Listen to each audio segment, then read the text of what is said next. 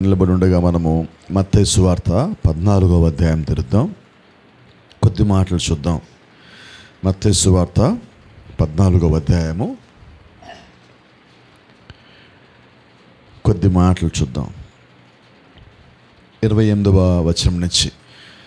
పేతురు, ప్రభువా, నీవే అయితే నీళ్ల మీద నడిచి నీ యొద్దకు వచ్చుటకు నాకు సెలవిమ్మని ఆయనతోనెను. ఆయన రమ్మనగానే పేతురు దోణి దిగి యేసు యొద్దకు వెళ్ళుటకు నీళ్ల మీద నడిచెను. కానీ గాలిని చూచి భయపడి మునిగిపోసాగి, ప్రభువా, నన్ను రక్షించమని కేకలు వేసెను. వెంటనే యేసు చేయి చాపి అతను పట్టుకొని, అల్ప విశ్వాసి, ఎందుకు సందేహపడుతువని అతనితో చెప్పెను. వారు దోణి ఎక్కినప్పుడు గాలి అణిగెను. అంతటా దోణిలోనున్నవారు వచ్చి, నీవు నిజముగా దేవుని కుమారుడు అని చెప్పి ఆయనకు మొక్కిరి. ప్రార్థన చేసుకుందాం. కృపగలిగిన తండ్రి, దయగల మా ప్రియ పరలోకపు దేవా, ఈ సాయంకాలం మరొకసారి యొక్క సన్నిధిలో ఈ రీతిగా మేము తలలు ఉంచుటకు, ప్రార్థన చేయుటకు నువ్వు మాకు ఇచ్చిన గొప్ప ధన్యత, అధికారాన్ని బట్టి, ఆధిక్యతను బట్టి, యోగ్యతను బట్టి నేను స్తుతిస్తూ మహింపరుస్తున్నామయ్యా. నిశ్చయంగా ప్రభా, మా మధ్యలోకి మీరే దిగివచ్చి మాతోనూ సూటిగాను తేటగాను స్పష్టంగా మాట్లాడి ఏ దినం మాకు కావలసిన మాటలు దయచేయమని, బలహీనంగా ఉన్న మా ఆత్మను బలపరచమని, స్థిరపరచమని, ఈ యొక్క విశ్వాసంతో నీ వాక్యం మీద సంపూర్ణంగా ఆనుకొని మా జీవితాల్లో ముందుకు అడుగులు వేయటకు కావలసిన బలం మాకు అనుగ్రహించమని, సమస్త మహిమ ఘనత ప్రభావం మా మధ్యలో మీ పేరిట ఆరోపిస్తూ ప్రభు అయిన యేసుక్రీస్తు అని సర్వశ్రేష్టమైన నామములో ప్రార్థన చేస్తున్నాం. ఆమేన్. God bless you. అందరం కూర్చున్నాం.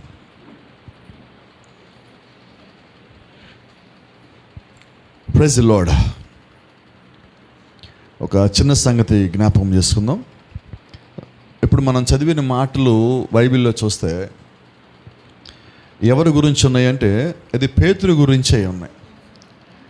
ఈ పేతురు ఎవరంటే పరిశుద్ధ గ్రంథంలో అపోస్తలుల్లో ఒకటిగా పిలువబడే వ్యక్తి అయి ఉన్నాడు.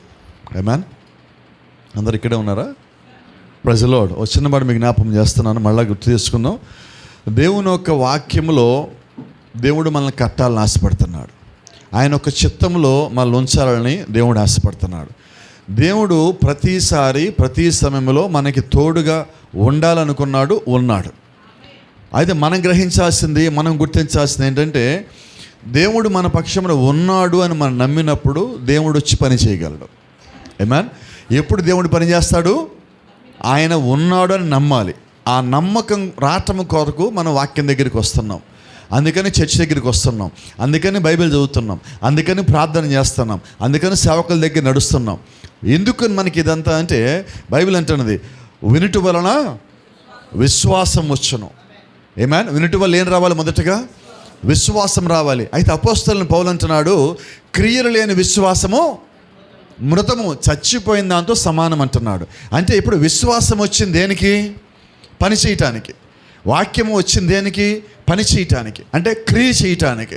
ఈరోజు దేవుడు మన నుంచి ఆశిస్తున్నది ఏంటంటే, మీరు కేవలం వచ్చి వాక్యం వినిలిపోమని కాదు, చర్చికి రమ్మంటే వినిలిపోమని కాదు, చర్చికి రమ్మంటే పాస్టర్ గారిని చూసిపోదామని కాదు. దేవుడు ఒక ఉద్దేశం ఏంటంటే, వచ్చిన తర్వాత దేవుడు సేవకుని వాడుకొని మనతో మాట్లాడతాడు. ఎందుకు మాట్లాడతాడంటే, మనలో ఉన్న బలహీనమైన విశ్వాసాన్ని బలపరచడానికి, మనలో ఉన్న ఇబ్బందుల్ని దాటివేసే విశ్వాసం దేవుడు మనకి ఇవ్వటానికి. ఎప్పుడైతే మనకి దేవుడు విశ్వాసం ఇచ్చాడో, దేవుడు శక్తి ఇచ్చాడో, దేవుడు బలం ఇచ్చాడో, ఆయన ద్వారా మనం పొందుకున్న విశ్వాసంతో, బలముతో, శక్తితో, ప్రార్థన నుంచి మనం కలిగి ఉన్న సమస్యతో మనకున్న ప్రతి ఒక్క అవరోధాన్ని మనం దాటుతాం, బలహీనతను దాటుతాం, సమస్యని దాటుతాం, ఇబ్బందిని దాటుతాం, శోధనని దాటుతాం. Praise the Lord. ఆమేన్. అయితే గమనించండి, ఇక్కడ మన బైబిల్లో పేతురును చూస్తే దేవునితో పాటు పరిచర్యలో ఉన్నాడు, దేవుని పక్కనే ఉన్నాడు, ఆయన చూస్తున్నాడు, ఆయనతో పాటు అద్భుత కార్యాల్లో ఈయన కూడా భాగమై ఉన్నాడు, ఈయన కూడా కొన్ని అద్భుతాలు చేశాడని బైబిల్ చెప్తా ఉన్నది. మరి అటువంటి పేతురు ఒకరోజు ప్రభువైన యేసుక్రీస్తు వీళ్ళని ముందుగా పంపించి, నదిలో మీరు వెళ్తూ ఉండండి, లేదంటే పడవలో మీరు వెళ్తూ ఉండండి, నేను వచ్చి మిమ్మల్ని వెనకాల కలుస్తానన్నప్పుడు, వీళ్ళ పడవలో వెళ్తున్నప్పుడు పెను తుఫాన్ వస్తున్నది, శోధించే తుఫాన్ వారి మధ్యలోకి వస్తున్నది, ఇబ్బంది పెట్టే తుఫాన్ వారి మధ్యలోకి వస్తుంది. అప్పుడు వారు భయపడతా ఉన్నప్పుడు దూరం నుంచి ఒక ఆయన నడుచుకుంటూ వస్తా నీళ్ల మీద నడుచుకుంటూ వస్తున్నాడు. మొదటగా ఆయన చూసి వీళ్ళు భయపడ్డారు, భూతం అని కేకలేశారు. ఎందుకంటే వాళ్ళు ఇంకా పరిశుద్ధాత్మను పొందుకోవాలి, దేవుడు ఎవరో తెలియటానికి.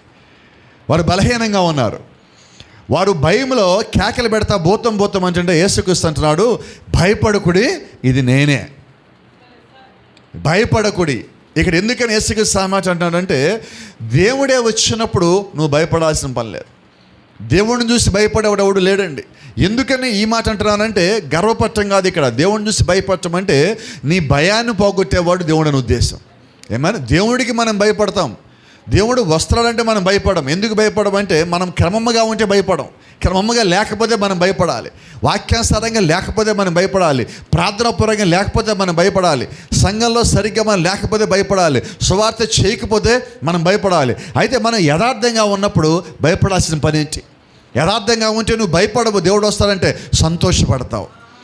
ఎందుకంటే నువ్వు యథార్థంగా ఉంటే దేవుడు వచ్చి వెళ్ళాడంటే నీకు ఆయన దీవెనలు ఇచ్చిపోతాడు, ఆశీర్వాదించిపోతాడు, నీ సమస్య తీర్చిపోతాడు, నీకున్న వ్యాధి బాధలు తీసుకొని పోతాడు. కాబట్టి దేవుడు వస్తాడంటే సంతోషమా బాధ? మరి సంతోషంగా లేరు ఎవరు? ఉన్నామా? నిజంగా మనం సంతోషంగా ఉంటే దేవుడు వస్తాడంటే మనకు అది రెట్టింపు అవుతుంది. ఇక్కడ పేతురు యేసుక్రీస్తుని చూసినప్పుడు నీళ్ళ మీద నడిచి వస్తున్నప్పుడు ఆయన చూసి పేతురు అన్నాడు, ప్రభువా నిజంగా అది నీవేనా అన్నాడు. అవును పేతురు నేనే. అయితే అంటున్నాడు, ప్రభువా నీవే అయితే నీళ్ల మీద నడిచి నీ యొద్దకు వచ్చుటకు నాకు సెలవిమ్మని ఆయనతో చెప్పాను. నీళ్ల మీద నడవాలన్నా, నీ జీవితంలో ఏ కార్యం జరగాలన్నా దేవుడు సెలవియాలి. ఇప్పుడు పేతురు ఏమడుగుతున్నాడు? అడగటం చక్కగా అడిగాడు. ఎలాగ అడిగాడు? ప్రభువా నిజంగా నీళ్ల మీద నడిచి వచ్చేది నీవే అయితే నేను కూడా నీ యొద్దకు రావటానికి, నీళ్ల మీద నడవటానికి నాకు కూడా సెలవి, నేను కూడా నడుస్తానన్నాడు. బోట్లో ఉన్న, పడవలో ఉన్న మిగతా అపోస్తలులు ఎవరు అడగల, ఒక పేతురే అడిగాడు. అయితే పేతురు అడిగిన తర్వాత దేవుడు నో అని చెప్పలా. ఎందుకంటే పేతురు యొక్క విశ్వాసము పరీక్షించబడే సమయం అది. అడిగింది దేవుడు ఇస్తున్నాడు, కానీ అడిగింది దేవుడు ఇచ్చిన తర్వాత, దేవుడు ఇచ్చింది మనం పొందుకున్నాక మన విశ్వాసులు ఎంత బలంగా ఉన్నామో దేవుడు పరిశీలన చేస్తున్నాడు. నిజమేనా? మరి అదే నిజమైతే ఇప్పుడు పేతురు నీళ్ళ మీద నడవాలా వద్దా? నడవాలి కదా. ఇప్పుడు బోట్లోంచి ఆయన కాలు బయటికి పెట్టి యేసుక్రీస్తుని చూస్తా ఈయన కూడా నీళ్ళలో నడవటం బిగిన్ చేశాడు. కొద్దిసేపటికి ఎలాగుండదు? ఇక్కడున్న మనల్ని ఎవరన్నా కానీ దేవుడిని పిలిచి మీరు కూడా నాతో పాటు నీళ్ళ మీద నడవండి అంటే మనకి ఎలాగుంటుంది? నడవరు ఎవరు? నడుస్తారా లేదా? అయితే ఆశ్చర్యం చెప్పనా, నీ దృష్టి దేవుని మీద ఉన్నంతసేపే నడుస్తావు. మనకేం జరుగుతుంది చూడండి, దేవుడు మన జీవితాల్లో కొద్దిగా డబ్బు ఇచ్చో, కొద్దిగా ఇల్లు ఇచ్చో, కొద్దిగా మంచి ఆరోగ్యం ఇచ్చో, మనం సంపాదించలేకుండా ఉన్నప్పుడు, అనుకోకుండా మనకి ఏదైనా ఆస్తి వచ్చినప్పుడు మన దగ్గరికి గర్వం వస్తుందా రాదా? ఎంత వస్తుంది? కొద్దిగా వస్తుందా? చెప్పండి, ఏదో ఒకటి గట్టిగా కనబడేలాగా. నాకు కొద్దిగా వస్తే ఎక్కువ వస్తుందా? మన గర్వం ఎక్కువ రాగానే దేవుడు ఏం చేస్తాడు? తీసేస్తాడు అంతే. ఇప్పుడు అంతమంది ఎవరు నడవలేకపోతున్నారు నీళ్ళ మీద, ఒక పేతురు అడుగు బయటికి వేసి నీళ్ళ మీద నడవగానే పేతురులో ఎమ్మటే కొంచెం స్టార్ట్ అయినది. ఏంటది? గర్వం వచ్చేస్తుంది. దేవుడు మన జీవితాల్లో చిన్న చిన్న కార్యాలు చేసినప్పుడు మనం సంతోషపడి దేవుడికి ఇంకా లోబడాల్సిన బదులుగా చాలాసార్లు మనం ఏం చేస్తున్నామంటే దాని స్థానంలో గర్వం తెచ్చుకుంటున్నాం. మిగతా వారికి మనం దూరంగా ఉంటాం. దేవుడు నా జీవితంలో కార్యం చేస్తారు, మీతో ఉండను, అలాగ ఉండను, ఇలాగ ఉండను అని మనం చెప్పుకొని బయట తిరిగేవాళ్ళుగా ఉన్నాం. ఇప్పుడు పేతురు కూడా ఏం చేశాడు? బోట్లోంచి బయట కాలు పెట్టాడు, నీళ్ళ మీద నడుస్తున్నాడు. కొద్దిసేపటికి ఏమైంది?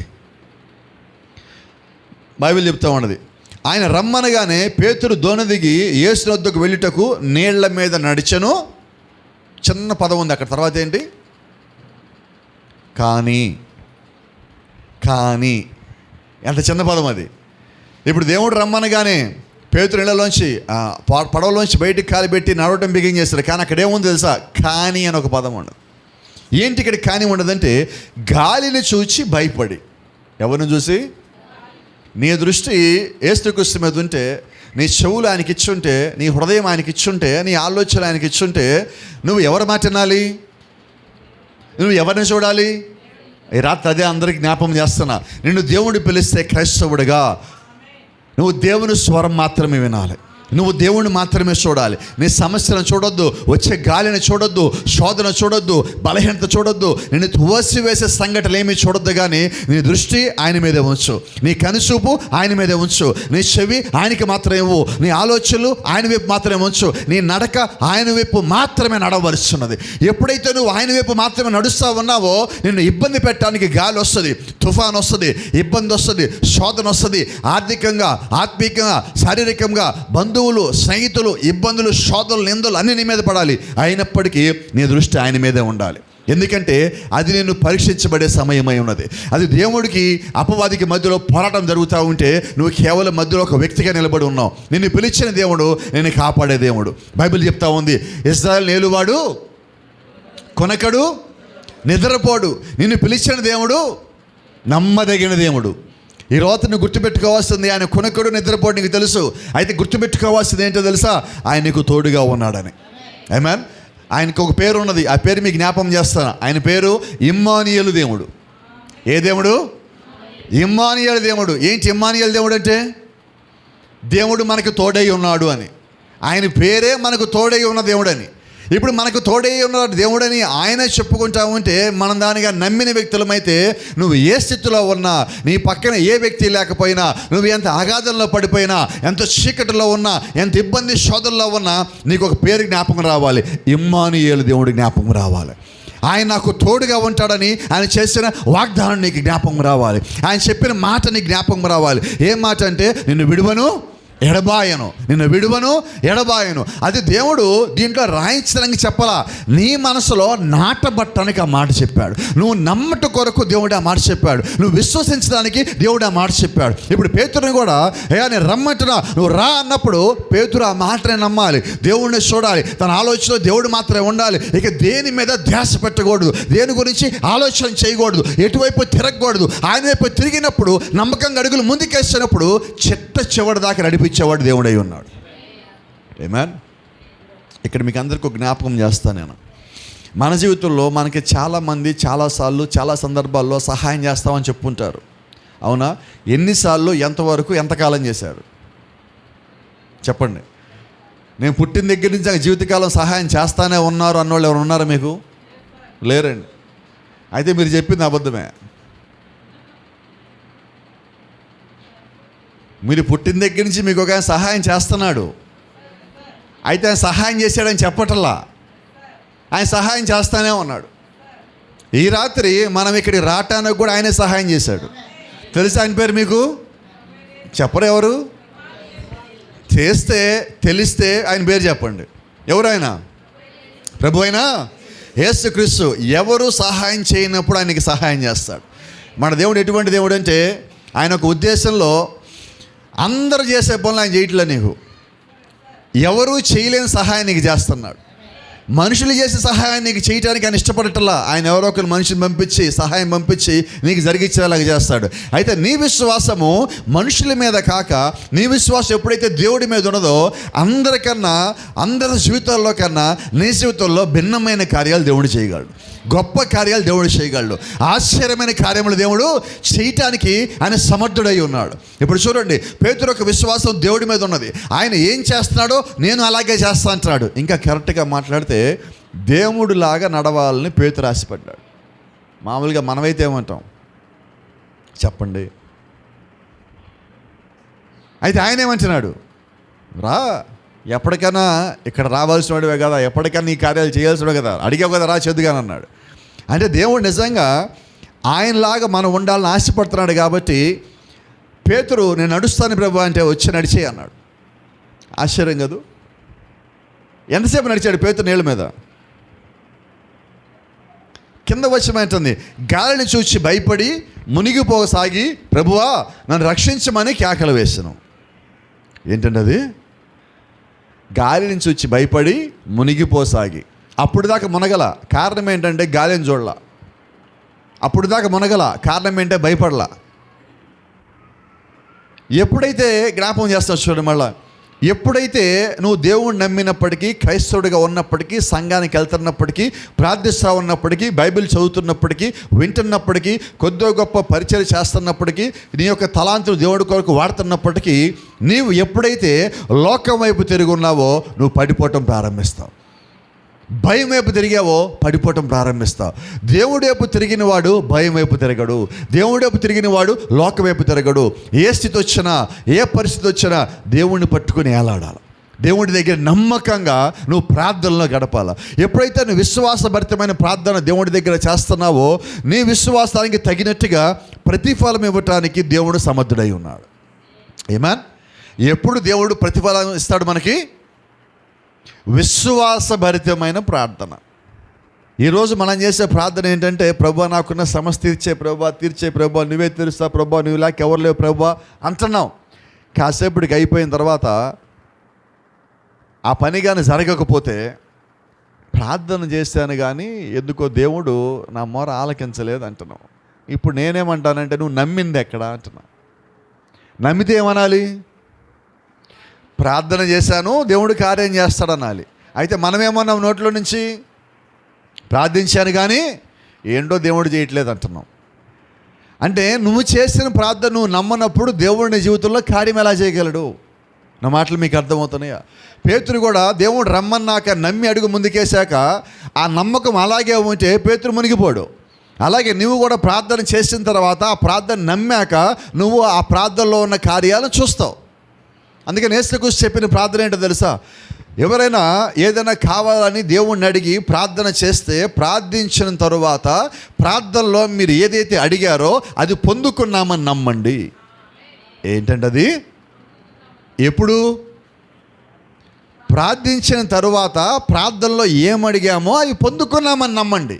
అంటే ప్రార్థన అయిపోగానే మనం ఏం నమ్మాలి? ఇప్పుడు పొందుకున్నామని. అది ఇంకా జరగలేదే, కానీ ఏం చేయాలి? మనం పొందుకున్నామని నమ్మాలి. ఎందుకని నమ్మాలంటే అది దేవుడు జరిగిస్తాడని నువ్వు నమ్మాలి. ఈరోజు మనకున్న పెద్ద సమస్య ఇది. ప్రార్థన చేస్తున్నాం, నమ్మటల్లా. అందుకే నాకు మీకు చెప్పా, విశ్వాసభరితమైన ప్రార్థన.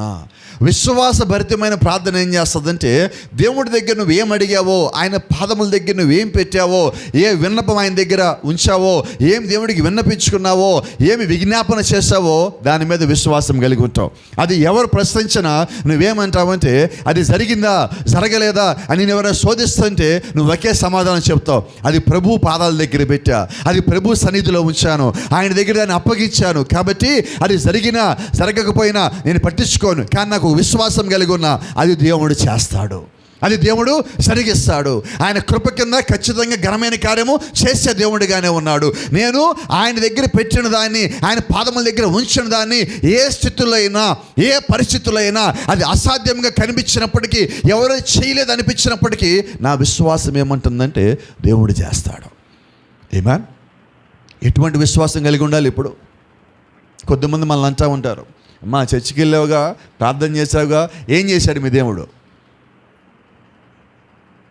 మనకు బాగోనప్పుడు, ఇబ్బందిగా ఉన్నప్పుడు, ఆర్థికంగా బాధలు పడుతున్నప్పుడు, ఎవరి దగ్గరికి వెళ్ళి సహాయం అడిగినప్పుడు కొద్దిమంది అంటారు, ఏం మీ దేవుడు చేయలేదా? అంటలేదా? వింటలేదా? అయితే నిజంగా నువ్వు ప్రార్థనలో ఉంటే దేవుడు ఎప్పుడు నిన్ను తలగానే ఉంచుతాడు కానీ తోకగా ఉంచడు. నువ్వు ఎవరి దగ్గర బ్రతిమాడాల్సిన పని లేదు. నువ్వు ఎవరైనా అడగాలనుకుంటున్నావా? ఎవరైనా బ్రతిమాడాలనుకుంటున్నావా? మనుషుల దగ్గరికి నువ్వు పోవాలనుకుంటున్నావా? వాళ్ళని సహాయం పొందాలనుకుంటున్నావా? ముందు ఒక పని చెయ్యి. నాకు తెలిసిన పని ఒకటి ఉన్నది, ముందు దేవుడి దగ్గరికి పో, ఆయన పాదముల దగ్గర కూర్చో. ఎప్పటి వరకు అంటే ఆయన సమాధానం ఇచ్చేంత వరకు. ఎందుకంటే యేసుక్రీస్తు ఒకసారి ప్రార్థన ఎలా చేయాలో నేర్పిస్తాను ఇలాగంటున్నాడు. ఒక స్నేహితుడి ఇంటికి వెళ్ళి, నీ స్నేహితుడి ఇంటికి వెళ్ళి తలుపు కొట్టమన్నాడు. ఎప్పటిదాకా తలుపు కొట్టాలన్నాడు? తలుపు తీసేంతవరకు. రెండోది, నీ తండ్రిని నువ్వుగా రొట్టె అడిగితే నీ తండ్రి నీకు రాయిస్తాడా తినటానికి అన్నాడు. అన్నాడా లేదా? మరి భూ సంబంధమైన నీ తండ్రే నువ్వు రొట్టె అడిగితే నీకు రాయబడు కదా, రొట్టె ఇస్తాడు కదా, నిజమేనా? మరి పరలోక సంబంధమైన తండ్రి ఈ భూ సంబంధమైన తండ్రి కన్నా ఇంకా గొప్పవాడే కదా, ఇంకా ఉన్నతమైన వాడే కదా. మరి ఆయనకేమి ఇవ్వాలి? నీ ప్రార్థన ఇవ్వాలి. ఆయనకేమి ఇవ్వాలి? నీ సమయాన్ని ఇవ్వాలి. ఎప్పుడైతే ఆయన నీ సమయాన్ని ఇచ్చావో, నువ్వు ప్రార్థించావో, నీ విశ్వాసం బట్టి ఆయన నీ జీవితంలో నువ్వు అడిగిన వాటికన్నా గొప్పవి చేస్తాడు. ఆమేన్. నువ్వు అడిగిన వాటికన్నా గొప్పవి చేయగలడు. కాబట్టి మన విశ్వాసం ఎక్కడ ఉంచుదాం? పైన ఉంచుదాం. మనుషుల మీద కాదు, దేవుడి మీద విశ్వాసం పెడదాం. ఎందుకంటే దేవుడు కార్యం చేయాలి. ఎలా కార్యం చేస్తారో అది కూడా చూద్దాం. మనం మనిషి మీద విశ్వాసం పెడితే మనిషి కార్యం చేయొచ్చు, చేయకపోవచ్చు. దేవుడి మీద విశ్వాసం పెడితే దేవుడికి సంబంధించిన వ్యక్తులు వచ్చి మన సహాయం చేసిపోతారు. హల్లెలూయా. ఇదేంటిది? మళ్ళీ మనం సహాయం చేయాలని దేవుడు మనుషుల్ని వాడుకుంటాడు. అయితే మనం మనిషి దగ్గరికి పోవద్దు, దేవుడి దగ్గరికి పోదాం. ఎందుకంటారా? ఏ మనిషి సహాయం చేస్తాడో నీకు తెలియదు.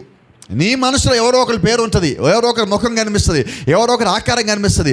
అయితే దేవుడి దగ్గర పని చేసే వాళ్ళే ఉంటారు, కానీ మన ఆలోచనలో అందరూ ఉంటారు. మనం అనుకుంటాం మన సమస్య రాగానే ముందు ఇంటి పక్కన ఎవరు ఉంటారో వాళ్ళ దగ్గరికి పోతాం, సహాయం చేస్తారు కదా అని. అవుతుందా? అవ్వదు. తర్వాత ఈ లైన్లో ఆ లైన్లో పక్క లైన్లో తెలిసిన వాళ్ళకి ఫోన్లన్నీ అవుతాయి. అవుతుందా? అవ్వదు. అయితే రహస్యం చెప్పనా, వీళ్ళంతమంది దగ్గరికి పోయే బదులు ఒక్కడి దగ్గరికి పోదాం. ఎందుకో చెప్తాను. ఎవరైనా నీకు సహాయం చేస్తే వాళ్ళు పోయి ఇంకో చోటుకి వెళ్ళి పలానా వ్యక్తికి సహాయం చేశానంటారు. అయితే దేవుడికి సహాయం చేస్తే వినపడలా. చెప్పండి, చెప్తాడు ఎవరికైనా? చెప్పడు. ఆయన దగ్గర ఉండిపోతుంది. అప్పుడు నువ్వేం చేస్తావంటే దేవుడు సహాయం చేశాడు కాబట్టి నేను ఆయనకు రుణపడి ఉంటా అని చెప్పి నువ్వు నమ్మకంగా ఉంటావు. గతంలో కూడా మన బ్రదర్ వాళ్ళ ఇంటి పైన పెట్టినప్పుడు కూడా ఆ రోజు రాత్రి మాట్లాడే సంగతి నాకు జ్ఞాపకం ఉన్నది. మనకి ఎవరైనా ₹1,00,000 అప్పించారు, అవునా? ఇవ్వగా నా వ్యక్తిని మనం ఏమంటాం? చెప్పండి త్వరగా, ఏమంటాం? దేవుడు ఆ ₹1,00,000 అప్పు అడిగాడు. అప్పుడు ఏం చెప్పరు ఎవరు? అప్పిచ్చినప్పుడు ఏమయ్యాడు? అప్పు అడిగినప్పుడు. అయితే ఆశ్చర్యం ఏంటంటే ఒకవేళ నువ్వు దేవుడి ద్వారా పొందుకున్నావు అనుకో, దేవుడు అప్పు ఇవ్వడు. దేవుడు ఇచ్చి అడుగుతాడా?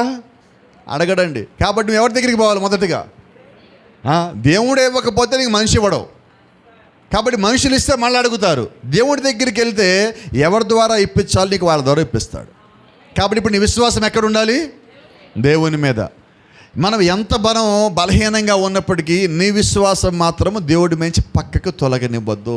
ఎందుకని ఈ మాట అంటున్నానంటే నీకు వచ్చిన చాలా చిన్న సమస్య అంటా నేను. ఇప్పుడు పేతురుని ఎవరు నీళ్ళ మీద నడవమని అడగలా. పేతురుకు లోపల ఒక ప్రేరేపణ వచ్చి, ప్రభువా నేను కూడా నీలాగా నడవాలి. అవునా? ఆలోచన ఎవరిది? పేతురుదే. అడిగాడు దేవుణ్ణి. ఇప్పుడు దేవుడు ఏమన్నాడు?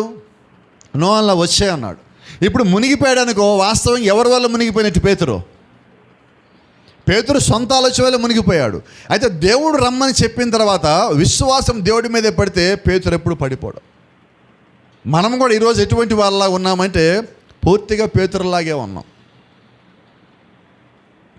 నిజమా కదా? నిజం చెప్దామండి. మనకి తెలిసి చుట్టాల్లోనో స్నేహితుల్లోనో పార్టీలకు వెళ్ళినప్పుడు, ఫంక్షన్లకు వెళ్ళినప్పుడు ఎవరైనా మంచి బట్టలు ధరించుకుంటే వాళ్ళని చూడగానే మనకేమనిపిస్తుంది?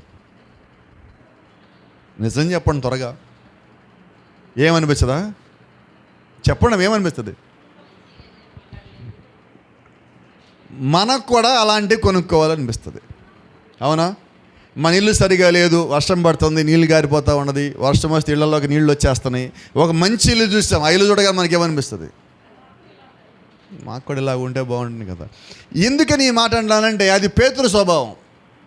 ఏంటి పేతురు స్వభావం అంటే ఏది చూసి ఎమ్మడి అది కావాలంటాడు, అవునా? అది చిన్నపిల్లల స్వభావం కూడా అంట నేను. ఇప్పుడు చిన్నపిల్లలు ఇక్కడ ఎంతమంది ఉన్నారు కదా, ఎవరికైనా ఒకరిగా ఏదన్నా ఒక మంచి కేక్ ఇవ్వండి, మిగతా వాళ్ళందరూ ఏం చేస్తారు? వినబడలా ఆ మాట వింటేనే ముందు ఊరుకోరు వాళ్ళు, నాకు కూడా కావాలంటారు. ఇప్పుడు మనం కూడా ఏమన్నామంటే ఏదైనా చూస్తే ఎమ్మడది కావాలంటున్నాం. మన స్వభావం ఇంకా అక్కడే ఉన్నది. ఎందుకని ఈ స్వభావం ఇలాగ మాట్లాడుతానంటే పేతురు స్వభావము దేవుని స్వభావంలాగా మారాలని దేవుడు ఆశపడ్డాడు. ఎప్పుడైతే నువ్వు దేవుని స్వభావంలోకి వచ్చావో ఈ లోక సంబంధించిన వాటి యొక్క దాని మీద నీ ధ్యాస ఉండదు, నీ ఆలోచన ఉండదు. దాని నుంచి నువ్వు దూరంగా వచ్చేస్తావు, ఆలోచించి దూరంగా వచ్చేస్తావు. ఎంత దూరంగా వస్తావంటే దేవుడికి దగ్గరగా అయిపోతావు. దేవుడికి దగ్గరగా అయిపోయిన తర్వాత ఈ లోకం మీద నీకు ఆసక్తి ఉండదు. వాళ్ళు మంచి బట్టలు వేసుకొని రాని, మంచి ఇంట్లో ఉండని, మంచిగా వస్తువులన్నీ ఇంట్లో ఉండని, నీకు చూడగానే ఇవన్నీ నాకెందుకు, వీటికన్నా ముఖ్యమైనది నాకు కావాలి, పరలోక రాజ్యం కావాలి, దేవుడి దగ్గరికి వెళ్ళాలి, ఇవన్నీ పరలోక రాజ్యం వస్తాయా అంటావు. ఎప్పుడు? దేవుని స్వభావం వచ్చాక, దేవుని ఆలోచనలు మనలో క్రియారూపంలోకి వచ్చాక.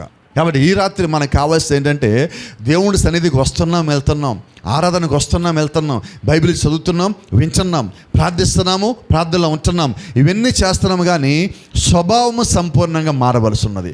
స్వభావం అంటే మొదటగా మన ఆలోచనలు, ఆ తర్వాత మనం చేసే పనులు, తర్వాత మనం మాట్లాడే మాటలు అన్నీ మారాలని దేవుడు ఆశపడుతున్నాడు.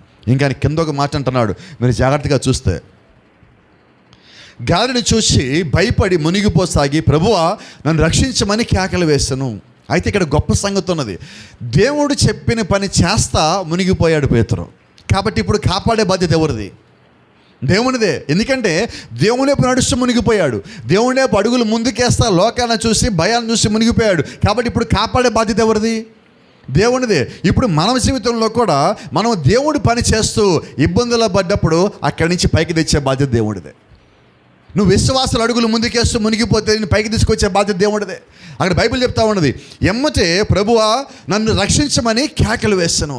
నిజంగా నువ్వు దేవుడి యొక్క పనిలో, దేవుడి యొక్క చిత్తంలో, ఆయన ఇచ్చిన విశ్వాసంలో ఆయన వైపును అడుగులు ముందుకేస్తూ నీ జీవితంలో ఎక్కడన్నా పడిపోయి ఆగిపోయి జారిపోయి నువ్వు మునిగిపోయే స్థితిలో ఉంటే ఎక్కడున్నావో అక్కడి నుంచే కేకలు పెట్టి చేపైకెత్తి ప్రభువా నన్ను కాపాడమంటే ఆయన కాపాడే దేవుడు. ఆయన నీ పట్ల బాధ్యత తీసుకునే దేవుడు. ఆయన నిన్ను రక్షించే దేవుడు. ఎందుకంటే బైబిల్ అంటున్నట్టుగా నిన్ను విడువను ఎడబాయను. నువ్వు మునిగిపోయేటప్పుడు కేక పెట్టినప్పుడు ఆయన మరీ తొందరగా నీ కొరకు వచ్చే దేవుడై ఉన్నాడు. ఏమన్ ప్రైజ్ ది లార్డ్. కిందకు మాట ఉన్నది, వెంటనే యేసు చెయ్యి చాపి అతను పట్టుకొని. ఇప్పుడు యేసుక్రీస్తు పేతురికి ఎంత దూరంలో ఉన్నాడు? చెయ్యి చాపితే పట్టుకునేంత దూరంలో. ఈరోజు ప్రభు యేసుక్రీస్తు మనతో చెప్పిన మాట ఏంటంటే, ఏ ఇద్దరు ముగ్గురు కూడి నా నామములో ప్రార్థన చేస్తానని వారి మధ్యలో ఉన్నా అన్నాడు. ఇప్పుడు దేవుడు ఎంత దూరంలో ఉన్నాడు? మనం నిజంగా చేయి చాపితే అంతే దూరంలో ఉన్నాడు దేవుడు. అంతేనా? అంటే పేతురికి అక్కడ ఎంత దూరమో ఈరోజు మనకు కూడా అంతే దూరం. ఇప్పుడు మన విశ్వాసం ఎక్కడున్నది?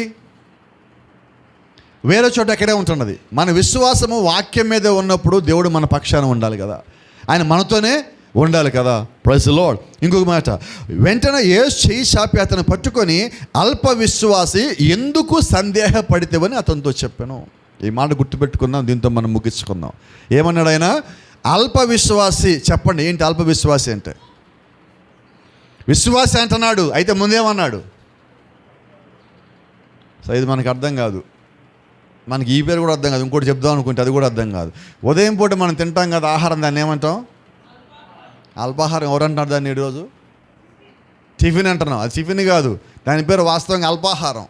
అయితే ఒక మాట చెప్తారు, కోప్పడు మాకు నా మీద. ఈరోజు ఉదయం పూట ఎవరు అల్పాహారాలు తీసుకోవట్లేదు, ఫుల్ ఆహారాలు తీసుకుంటున్నారు.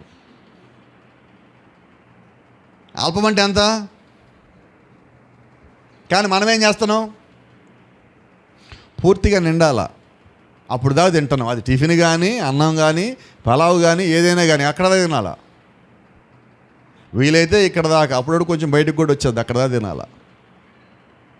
అయితే దాని పేరేంటి? వాస్తవం దాని పేరు అల్పాహారం. అల్పాహారం అంటే కడుపు ఖాళీగా ఉండకుండా కొద్దిగా లోపల పడేసుకోవటం, అది అర్థం అనమాట. ఇప్పుడు ఇక్కడ దేవుడు అంటున్న మాట ఏంటంటే అల్ప విశ్వాసి అంటే కొద్దిగా విశ్వాసం ఉన్నవాడా అంటున్నాడు. ఇప్పుడు ఎవరిని అంటున్నాడు ఆయన? పేతురునా? ఏదో పేతురు అన్నట్టుగా లేదు నాకైతే, వినపడలేదమ్మా. మనల్నేనా? నన్నే అంటున్నాడు. ఇంకొకళ్ళు ఎందుకు అంటాడు ఆయన? పక్కన వాళ్ళతో నాకెందుకు అసలు? ఎందుకే నేను అల్ప విశ్వాసి అంటున్నాడు అంటే పైన కింద ఒక మాట అంటాడు, ఎందుకు సందేహపడితివి? దేవుడు పిలిచినప్పుడు నువ్వు దేవుడే నడవటానికి నువ్వు ఆహ్వానించబడినప్పుడు నువ్వు సందేహం ఎందుకు పడ్డావు? అలాగే ఈరోజు అదే ప్రశ్న అడుగుతా ఉన్నా చేరువచ్చిన అందరినీ, మిమ్మల్ని దేవుడు పిలిస్తే మీ జీవితంలో మీకు సందేహాలు ఎందుకు? అపనమ్మకాలు ఎందుకు? వేరే వాళ్ళు చెప్పి నమ్మటం ఎందుకు? అటుపక్క ఇటుపక్క చూడటం ఎందుకు? భయపడటం ఎందుకు? మునిగిపోవటం ఎందుకు? ఆయన ఇదే మాట మనలో కూడా అంటే ఆయన చేయి చాపి మనేపు చూపించి అల్ప విశ్వాసి ఎందుకు సందేహపడ్డావు అంటే మన దగ్గర సమాధానం ఏమున్నది. కాబట్టి సమస్య ఏదొచ్చినా మన దగ్గర ఏమి ఉండకూడదు? సందేహం ఉండకూడదు, అనుమానం ఉండకూడదు. దేవుడు నిన్ను పిలిచాడని నమ్మకం కలిగినప్పుడు నువ్వు అడుగులు దేవుడి ముందుకేస్తున్నప్పుడు నిన్ను బలపరిచే బాధ్యత ఆయన, నిన్ను దీవించే బాధ్యత ఆయనది, నీ బలహీనతలోంచి పైకి ఎత్తిపెట్టే బాధ్యత ఆయనది. ఆశ్చర్యం చూడండి, యేసుక్రీస్తు ఇక్కడ పేతురుని అల్ప విశ్వాసి అని తిడుతున్నాడు, ఇంకో పక్కన చేత్తో పైకి లాగుతున్నాడు. అంతకన్నా ఏం కావాలి? బైబిల్ అంటుంది ఆయన ప్రేమించిన వాళ్ళని శిక్షించి గద్దించను. శిక్షిస్తాడు, గద్దిస్తాడు, ప్రేమిస్తున్నాడు. ప్రేమ తగ్గలేదండి. అలాగా గద్దిస్తున్నాడు, తగ్గలేదు. శిక్షిస్తున్నాడు, తగ్గలేదు. అల్పవిశ్వాసి అని తిడుతున్నాడు, ఎందుకు సందేహపడ్డావు అని గద్దిస్తున్నాడు, చేత్తో పైకి లాగుతూనే ఉన్నాడు. ఇప్పుడు మనం కూడా చాలాసార్లు ఇదిగో ఇక్కడే ఉంటున్నాం. ఎక్కడంటే దేవుడు కార్యం చేస్తాడు నమ్ముతా, ఈ మధ్యలో లోకవైపు చూసి భయపడి మునిగిపోతా, అయినా దేవుడి కొరకు కేక పెట్టినప్పుడు దేవుడి పైకి లేపి ఎందుకు సందేహపడ్డామని మనల్ని కూడా అడుగుతున్నాడు. ఈ రాత్రి కార్యాలు చేయటానికి ఆయన రెడీగానే ఉన్నాడు. విశ్వాసం కలిగి ఉంటా నువ్వు రెడీగానే ఉంటే. ఆశ్చర్యం చూడండి, వారు దోణి ఎక్కినప్పుడు గాలి అణిగెను. అప్పుడు దాకా గాలి దుమారం వచ్చింది. ఆ గాలి దుమారంలోనే ఓడను నెట్టేస్తున్నది, వర్షం నెట్టేస్తుంది, గాలి తుఫాన్ నెట్టేస్తుంది. అయినప్పటికీ దానిలోంచి బయటకు అడుగుపెట్టి పేతురు నడిచాడు. పేతురు అడుగేసేటప్పుడు అవేమీ చూడాల. అడుగు వేసిన తర్వాత నిజంగా నడుస్తున్నానా లేదా అని సందేహం వచ్చి పక్క తిరిగి అప్పుడు మునిగిపోయాడు. ఈరోజు కూడా దేవుడు నిజంగా కార్యం చేస్తున్నాడా లేదా అని నువ్వు సందేహపడితే అప్పుడు మునిగిపోతావు. కాబట్టి దేవుడి యొక్క కార్యములు సందేహపడకుండా నీవు ఉన్నప్పుడు దేవుడు జరిగిస్తాడు. Praise the Lord. మరి ఇక్కడ ఉన్న కొద్ది మందికి అర్థం కావడం కోసం చెప్తున్నాను. మరి ఇంటికి వెళ్ళాక మళ్ళీ నా క్లాస్ ఉంటుంది అనుకుంటున్నాను. నా భార్య ఇక్కడ ఉన్నది. దేవుడు మాకు మొట్టమొదటిగా అమ్మాయిని ఇచ్చాడు, అదిగో ముందుగా అనిపిస్తున్నది. తర్వాత కుమారుని కూడా ఇచ్చున్నాడు. 2011లో డాక్టర్లు మాకు ఇక పిల్లలు పుట్టరని చెప్పి ఉన్నారు. ఆమె గర్భసంచిలో ఏవో నీటి బుడగలు ఏదో కణితిల్లాగా చిన్నగా ఉన్నాయి, ఇంకా అసాధ్యం పుట్టదని డాక్టర్లు చెప్పడం జరిగినది. అయితే నాకు నమ్మకం ఉన్నది. ఏ నమ్మకం అంటే మరి దేవుడు కుమారుని ఇస్తానని చెప్పాడు, కుమారుని ఇస్తాడని. ఆమె ఏమంటదంటే నా శరీర స్థితి ఏంటో నాకు తెలుసు, ఇక పిల్లలు పుట్టరు, అసాధ్యం, నువ్వు ఆశ వదిలేసుకో అనేది. నేను ఆమె చెప్పిన మాట అంటే ఆశ వదిలేసుకోవాలి, కానీ నేను ఆమె మాట అనలేదు కదా. ఎవరి మాట వినాలి? ఇందాక మీకు చెప్తున్నాను కదా, నీ విశ్వాసం ఎంత ఉండాలి? కార్యము జరిగించేదాకా ఉండాలి. నువ్వు అది నమ్మినప్పుడు కాదు, నీ విశ్వాసం చివరి దాకా ఉండాలి. ఈరోజు మనం ఏం చేస్తామంటే పాస్టర్ గారితో ప్రార్థన చేసుకున్నాక అమ్మాయి ఇంక దేవుడు నేను తగ్గించేస్తాడులే, నాకున్న సమస్య తీసేస్తాడులే. ఆ కాసేపు కాదు, ఆ సమస్య పోయేదాకా నీ విశ్వాసం ఉన్నప్పుడు సమస్య త్వరగా వెళ్ళిపోవాలి నీ దగ్గర నుంచి. 2011లో డాక్టర్లా మాట చెప్తే మా కోవిడ్ టైంలో కొడుకు పుట్టాడు. అదిగో మీ వెనకాల ఉన్నాడు చూడండి, అక్కడ 4 ఏళ్ళు ఆయనకి. నన్ను చూసి తాత అనుకున్నారు, తాత కాదు నేను డాడీని. అది దేవుడు చేసిన కార్యం. అది ఇప్పుడు నేను నమ్మాలా వద్దా? నేను అల్ప విశ్వాసం కలిగి ఉండే సిద్ధంగా లేను. మీ కళ్ళ ముందు ఆ రుజువును చూపిస్తున్నా. ఏ డాక్టర్ అయితే మాకు పిల్లలు పుట్టలేదన్నారో, పిల్లలు పుట్టరని చెప్పారో, అదే డాక్టరు నువ్వు గర్భవతి అని చెప్పారు మా మిస్సెస్కి. ఎట్లాగా? ఆ మాటలు మేము నమ్మలా. కాబట్టి నేనేమంటానంటే దేవుడు నీ జీవితంలో ఒక వాగ్దానం చేస్తే నువ్వు వాగ్దానం నమ్ము, ఇంకేమీ నమ్మకు. వాగ్దానం నమ్మావా? సందేహపడవు. సందేహపడ్డావా? చెప్పండి. వాగ్దానం నిలబెట్టుకోలేవు. శారా సందేహపడింది, లాస్ట్కి ఏమైంది? 25 ఏళ్ళు అందరు నవ్వారు. అబ్రహాం సందేహపడలా. దేవుడి సమయానికి, ఆయనకి ఇస్తాన సమయానికి, ఆయన భూమి మీద ఉండగానే కుమారుని ఇవ్వాలి, ఇచ్చి తీరాడు. ఇప్పుడు నమ్మకం ఎవరి మీద ఉన్నది? అబ్రహాంకి, దేవుడి మీదే. మన నిజంగా అబ్రహాం సంతానం అయితే మన నమ్మకం ఎవరి మీద ఉండాలి? దేవుడి మీదే ఉండాలి. ఇప్పుడు మనం పేతురులాగా ఉంటే ఏమవుతుంది? పేతురులాగా ఉంటే తప్పంటలేదు. పేతురు ఇంకా పరిశుద్ధాత్మను పొందుకోలే కాబట్టి పడిపోతున్నాడు, జారిపోతున్నాడు. పరిశుద్ధాత్మను పొందుకున్నాక పేతురు కన్నా బలమైనడు ఎవడు లేడు. ఈలోపు ఏమైంది అంటే దేవుడితో పాటు ఉండగానే కాదు, చర్చికి రాగానే కాదు, బైబిల్ చదవగానే కాదు, దేవుడు మన లోపలికి రావాలి, వాక్యం మన లోపలికి రావాలా, వాక్యం మన జీవితంలోకి రావాలా, ఆయన మన జీవితంలో క్రియలు చేయాలా. అప్పుడు నువ్వు పడిపోవు, జారిపోవు, అప్పుడు నువ్వు సందేహమే పడవు. ఇప్పుడు పేతురు ఇంకా సందేహాలు పడతాడంటే అర్థం ఏంటంటే ఇంకా దేవుడిని పూర్తిగా నమ్మాల. ఇంత కార్యం జరిగినదా? పడిపోతున్న పేతురుని పైకి లేపిన తర్వాత పేతురు, యేసుక్రీస్తు ఇద్దరు వచ్చి ఆ దోణిలో కూర్చున్నాక బైబిల్ అంటుంది వారు దోణి ఎక్కినప్పుడు గాలి అణిగెను. అంతటా దోణిలో ఉన్నవారు వచ్చి నీవు నిజంగా దేవుడి కుమారుడు అని చెప్పి ఆయనకి మొక్కిరి. అంటే అప్పుడు దాకా ఏం చేశారు వాళ్ళు? అక్కడ ఒక మాట ఉంది, నీవు నిజంగా దేవుని కుమారుడు అని. అప్పుడు నమ్ముతారు వాళ్ళు. మనం కూడా ఎప్పుడు నమ్ముతాం దేవుణ్ణి? పెద్ద సమస్య, అసాధ్యమైన సమస్యలో పడుకుపోయి చిక్కుకుపోయి ఎవడు పైకి తేలేకపోతే అప్పుడు దేవుడి పైకి తీసుకొస్తే అప్పుడు అన్నా ప్రభువా నిజంగా నువ్వు దేవుడు అయ్యా అంటే అప్పుడు దాకా ఆయన ఎవరు? అప్పుడు కూడా ఆయన దేవుడే, కానీ నువ్వు నమ్మలా. ఈ రాత్రి అదే అంటున్నా, పేతురు ఎప్పుడో నమ్మాలి. మీరు గమనించండి, ఈ కార్యం జరిగింది 14 అధ్యాయంలో అయితే 16 అధ్యాయంలో అందుకే పేతురు అంటున్నాడు, నన్ను ఎవరని మీరు అనుకుంటున్నారంటే పేతురు అడుగు ముందుకేస్తున్నాడు, ప్రభువా నీ సజీవుడు అయినా దేవుడి కుమారుడైన క్రీస్తువి నాకు తెలుసు అంటున్నాడు. ఎందుకని? నీళ్ల మీద నడవమని చెప్పగలిగేది ఆయన ఒక్కడే, నీళ్ళలో మునిగిపోతే కాపాడగలిగేది ఆయన ఒక్కడే, గాలిని గద్దించగలిగేవాడు ఆయన ఒక్కడే, సముద్రాన్ని గద్దించగలిగేవాడు ఒక్కడే, వాతావరణం స్వాధీనంలో పెట్టుకోగలిగేవాడు ఆయన ఒక్కడే. అవన్నీ జ్ఞాపకం తెచ్చుకొని దేవుడు ఇచ్చిన బయలుపాటుని బట్టి పేతురు అంటున్నాడు, నువ్వు నిజంగా సజీవుడు అయిన దేవుడి కుమారుడైన క్రీస్తువి నేను నమ్ముతున్నాను, మిగతా సంగతి నాకు తెలియదు అంటున్నాడు. ఎందుకని ఇప్పుడు పేతురు అల్ప విశ్వాసిగా లేడు, వాక్యం పొందుకున్న, ప్రత్యక్షత పొందుకున్న విశ్వాసిగా ఉన్నాడు. దేవుడు ఒక కార్యాలను దగ్గరగా తన జీవితంలో చూశాడు. కాబట్టి నిజమైన ఒక దేవుడికి సాక్షిగా ఉండాలి అంటే నీ జీవితంలో దేవుడు కార్యం జరిగించాలి. నీ జీవితంలో దేవుడు బలమైన కార్యం చేయాలంటే నువ్వు బలమైన విశ్వాసం కలిగి ఉండవలసినావు, నమ్మకం కలిగి ఉండవలసినావు. అలా నువ్వు కలిగి ఉండగా నీ జీవితంలో కాక దేవుడు మరి ఇంకెవరి జీవితంలో కార్యాలు చేయాలి? కాబట్టి ఈ రోజు నుంచి ఇప్పటి వరకు మనం ఎలాగో నాకు తెలియదు. ఒకవేళ కొద్దిగా విశ్వాసం కలిగి అల్ప విశ్వాసంలాగా ఉంటే ఈ రాత్రి నుంచి మన విశ్వాసం మారిపోవాలా. ఎలా మారాలి? సందేహాలు లేవు, అపనమ్మకాలు లేవు, ప్రశ్నలు లేని విశ్వాసం మనం కలిగి ఉన్నప్పుడు పౌలు గారు అంటున్న మాట జ్ఞాపకం చేస్తున్నాను. క్రియలు లేని విశ్వాసము మృతము. మనకు అలాంటి విశ్వాసం వద్దు, అల్ప విశ్వాసం వద్దు. మనకి ఎటువంటి విశ్వాసం కావాలంటే పరిపూర్ణమైన విశ్వాసం కావాలి, సంపూర్ణమైన విశ్వాసం కావాలి. ప్రార్థించాక దేవుడు కార్యం చేస్తాడనే నమ్మకం మనం కలిగి ఉండాలి. అటువంటి విశ్వాసాన్ని దేవుడు ఈరోజు మనకి ఇవ్వాలని ఆశపడుతున్నాడు. అటువంటి విశ్వాసం మనం కలిగి ఉండాలని దేవుడు ఆశపడతా ఉన్నాడు. ఆమేన్. God bless you. దేవుడు మిమ్మల్ని దీవించును గాక. షలోమ్.